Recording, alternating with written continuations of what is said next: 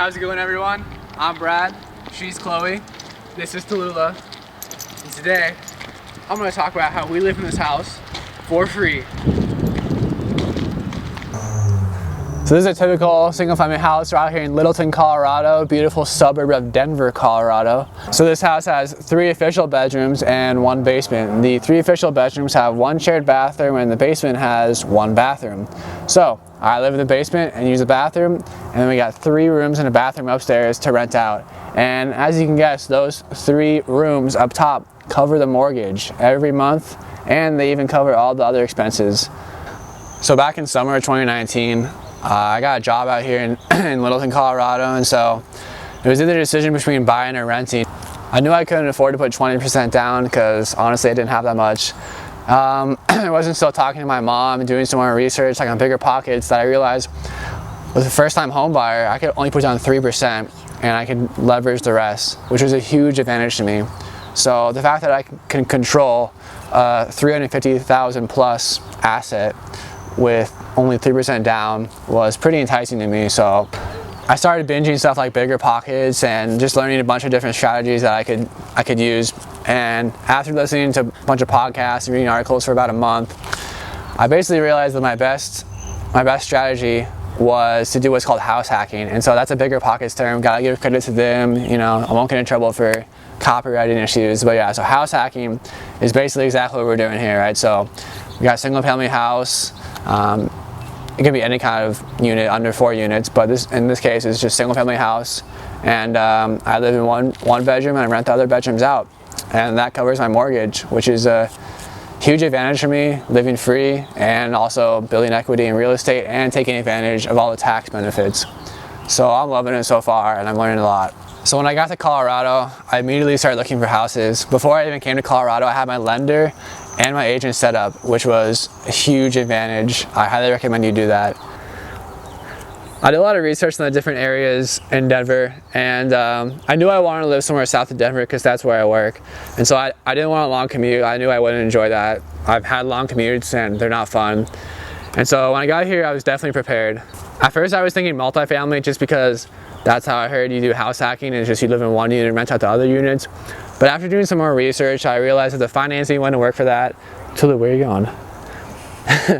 And what was I saying? Financing wouldn't work. Oh, the financing wouldn't work. And also just multifamily units in the area are pretty expensive and definitely overpriced in my opinion. So then from there the plan was, you know, let's find an unfinished basement, let's find some kind of basement with as much separation as possible in a single family house. And after looking for a few weeks, came across this place. So really the selling point for me was it had a basement, and in that basement there was a door that blocked off the basement from the rest of the house, which I thought, and it's correct, would add a lot of value in terms of separation for myself and the rest of the tenants. So anyway, after learning a lot and a lot of work closing on this place, finally closed in October 2019. Tallulah, I'm trying to make a YouTube video here. In October we closed, and you know, we thought, do we want to do like Airbnb? Do we want to do medium term, you know, rent to maybe some nurses, or do we just want to get long-term roommates? Well, unfortunately, while that was a good thing to think about, it wasn't really relevant back in October because there was a lot of work that needed to be done. And while I didn't really know at the time, I definitely don't regret it. There was a bunch of water damage in the bathroom, so we had to fix all that water damage in the bathroom, which took a while, but we got a brand new shower in there, and it'll hopefully last a while. Besides that, just a lot of cosmetic stuff, right? The bones are good, the foundation is good, all the walls are good, which is really important because I don't want to work with any of that. So really, like I said, the bones are good, just needs a facelift, just needs some makeup, which is really easy to do. Yeah, so we spent the first 3 months basically just going through this long inspection report and fixing everything that the guy recommended, which was pretty helpful. I mean, we didn't know anything. All we had was YouTube and our parents and other friends who said they've worked construction before. So we just went through this inspection, and you know, we just went checklist. Here's what we need to do. Here's top priority. Here's what's going to cost the most. Here's what we should do ourselves. Here's what we're going to hire out. Here's what Tallulah's going to help with. And so we really learned a lot. It was pretty stressful because we were paying our mortgage plus all the materials. And so it got to be pretty expensive pretty fast. But luckily we had a pretty good reserve saved up. Anyway, 3 months go by and finally we started renting out the place. And this is about start of February. So February is when we started making money. Finally our 3 months of working are over. Not over, sorry. But our days of making money are starting. Alright, so enough talking, let's get to the numbers. Something to note on all these expenses that you're going to see PITI. So PITI is a fancy term that real estate investors like to use for principal, interest, taxes, and insurance. And that's just a nice way of lumping together like your very basic payments that you're going to have every month, unless for some reason you don't have a loan, you pay for it in cash, something like that. But most people are going to have those. So principal and interest are just on the loan, so you're going to have principal pay down, which is equity, and interest, which is tax deductible. So both are pretty good. And then taxes are just property taxes you're going to have to pay anywhere. Depends on the state you live in and the county you live in. And then insurance for myself is lumped into two types of insurances. So there's homeowners insurance, which, you know, if something happens, hopefully insurance covers that. And then there's PMI, which is private mortgage insurance. And PMI is because I've only put 3% down, and so because the LTV or loan to value is not 20%, the lender wants to see some PMI to protect themselves. So basically nothing good for me, except I get to have this asset for only 3% down, which is awesome. And then the other expenses are pretty typical if you live in the property. So utilities, water, and internet are expenses that we pay, and we pretty much just wrap it into the tenant's rent just to simplify things, because a lot of people only stay in for a few months and it just makes it easier. In February, we had 3 Airbnb guests stay with us. One of them stayed for 1 month, one of them stayed for 2 weeks, and one of them stayed until now. He's still with us and we have him until September. He's a great roommate and we really like having him around, and we're good friends with him too, so it's a good deal. Here are the numbers. You can see all the income, all the expenses. So you can see if we take total income minus total expenses, we end up with negative cash flow of $644.60. Now, there are some notes about this, obviously. So 2 of those expenses are Backsplash, which is just a trip to Home Depot, and the other one is Law Depot, which I paid for a leasing service so that I can make official documents to give to my tenants to protect myself and them. So both of those are just one-time costs, and so you can count those as kind of, you know, maintenance or whatever you want, but those are not recurring costs. I just kind of as business expenses basically. Okay, now here's the fun starts. I know we said we paid about $640 negative cash flow, which is fine. It's our personal residence, and yeah, we live here. I don't care. But here's where the fun starts.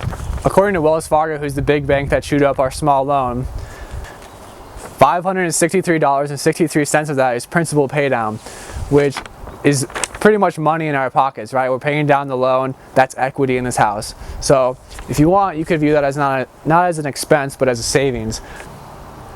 Now March is where the real fun begins, because we actually positively cash flowed on everything and all the expenses, which is awesome. It felt like our hard work had really paid off. You can see the numbers here. So for the rental income, we had 2 Airbnb stays at the beginning of the month, while 2 of the rooms were vacant. We had our long-term tenant from February still staying with us, and then we had 2 long-term tenants move in about the first week of the month. So that was great. We finally had all 3 rooms full with long-term, well, what we thought would be long-term tenants.